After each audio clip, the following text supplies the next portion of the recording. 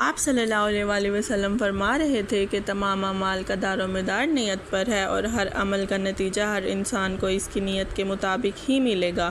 پس جس کی ہجرت دولت دنیا حاصل کرنے کے لیے ہو یا کسی عورت سے شادی کی غرض سے ہو، پس اس کی ہجرت انہی چیزوں کے لیے ہوگی جن کے حاصل کرنے کی نیت سے اس نے ہجرت کی ہے۔ ایک شخص حارث بن حشام نامی نے آن حضرت صلی اللہ علیہ وآلہ وسلم سے سوال کیا تھا کہ حضور آپ پر کوئی وحی کیسے نازل ہوتی ہے؟ آپ صلی اللہ علیہ وآلہ وسلم نے فرمایا، وحی نازل ہوتے وقت کبھی مجھ کو گھنٹی کی سی آواز محسوس ہوتی ہے، اور وحی کی یہ کیفیت مجھ پر بہت شاق گزرتی ہے۔ جب یہ کیفیت ختم ہوتی ہے تو میرے دل و دماغ پر اس فرشتے کے ذریعے نازل شدہ وحی محفوظ ہو جاتی ہے، اور کسی وقت ایسا ہوتا ہے کہ فرشتہ بشکل انسان میرے پاس آتا ہے اور مجھ سے کلام کرتا ہے، پس میں اس کا کہا ہوا یاد رکھ لیتا ہوں۔ حضرت عائشہ رضی اللہ عنہا کا بیان ہے، میں نے سخت کڑاکے کی سردی میں آن حضرت صلی اللہ علیہ وآلہ وسلم کو دیکھا ہے کہ آپ صلی اللہ علیہ وآلہ وسلم پر وحی نازل ہوئی، اور جب اس کا سلسلہ موقوف ہوا تو آپ صلی اللہ علیہ وآلہ وسلم کی پیشانی پسینے سے شرابور تھی۔ آن حضرت صلی اللہ علیہ وآلہ وسلم پر وحی کا ابتدائی دور اچھے سچے پاکیزہ خوابوں سے شروع ہوا۔ آپ خواب میں جو کچھ دیکھتے وہ صبح کی روشنی کی طرح صحیح اور سچا ثابت ہوتا۔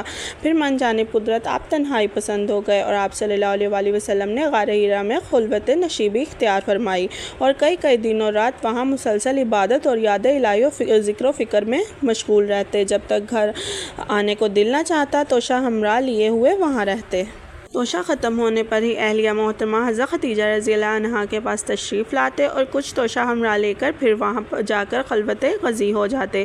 یہی طریقہ جاری رہا یہاں تک کہ آپ پر حق کے منکشف ہو گیا، اور آپ غار حرا ہی میں قیام پذیر تھے کہ اچانک حضرت جبرائیل علیہ السلام آپ کے پاس حاضر ہوئے اور کہنے لگے، اے محمد پڑھو۔ آپ فرماتے ہیں کہ میں نے کہا کہ میں پڑھنا نہیں جانتا۔ آپ صلی اللہ علیہ وآلہ وسلم فرماتے ہیں کہ فرشتے نے مجھے پکڑ کر اتنے زور سے بھیجا کہ میری طاقت جواب دے گئی، پھر مجھے چھوڑ کر کہا کہ پڑھو۔ میں نے پھر وہی جواب دیا، میں پڑھا ہوا نہیں ہوں۔ اس فرشتے نے مجھ کو نہایت ہی زور سے بھیجا کہ مجھ کو سخت تکلیف محسوس ہوئی، پھر اس نے کہا کہ پڑھ۔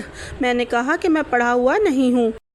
فرشتے نے تیسری بار مجھ کو پکڑا اور تیسری مرتبہ پھر مجھ کو بھیجا، پھر مجھے چھوڑ دیا اور کہنے لگا کہ پڑھو اپنے رب کے نام کی مدد سے جس نے پیدا کیا اور انسان کو خون کی پھٹکی سے بنایا، پڑھو، اور آپ کا رب بہت ہی مہربانیاں کرنے والا ہے۔ پس یہی آیتیں آپ حضرت جبرائیل علیہ السلام سے سن کر اس حال میں غار حرا سے واپس ہوئے کہ آپ کا دل اس انوکھے واقعے سے کانپ رہا تھا۔